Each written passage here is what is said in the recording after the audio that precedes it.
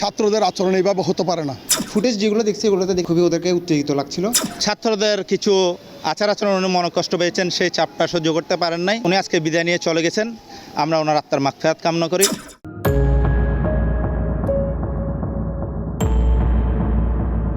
ছাত্র আন্দোলনের নামে কিছু উচ্ছৃঙ্খল ছেলেপেলে ওনার বিরুদ্ধে যেভাবে অপপ্রচার করে ওনাকে হেয় করেছে, তার জন্য উনি খুব মর্মাহত হয়েছেন। কারণ যেগুলি করেছে ওনারা ছাত্রই ছিল না। ছাত্র থাকলে ছাত্রদের আচরণ এইভাবে হতে পারে না। তো আমরা সবাই এইটা নিয়ে আমরা খুবই মর্মাহত এবং গভীরভাবে আমরা শোকাহত।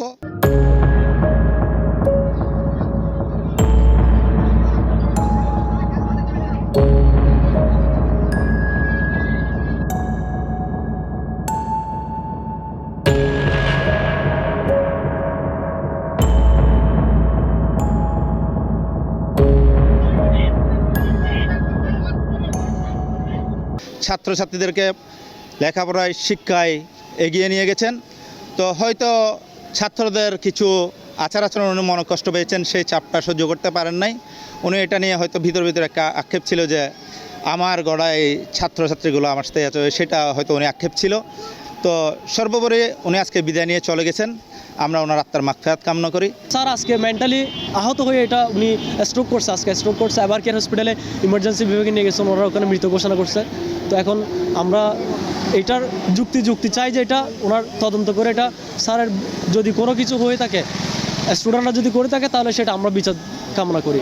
একটা ঘটনাকে কেন্দ্র করে যেটা উনি সহজে মেনে নিতে পারেনি। আর এই কলেজের জন্য ওনার যথেষ্ট অবদান রাখছিল এই কলেজের জন্য দীর্ঘ 34 বছর যাবৎ। কিন্তু একটা সময়ের পর যখন এরকম প্রোটেস্ট যখন হয়েছিল, হয়তো ওই শোকটা হয়তো উনি নিতে পারে নাই। শিক্ষক তো শিক্ষকের সাথে এভাবে আচরণ করাটা ঠিক হয়নি। সুন্দর করলে পড়া যেত, একটা কথা সুন্দর করে মীমাংসাতে আসা যেত। তো ফুটেজ যেগুলো দেখছি এগুলোতে দেখে মনে হয় না যে ওদের আচরণটা এই ধরনের ছিল, অনেক পোলাইট ছিল, এটা মনে হয় নাই। খুবই ওদেরকে উত্তেজিত লাগছিল, এটা আসলে ঠিক হয় নাই।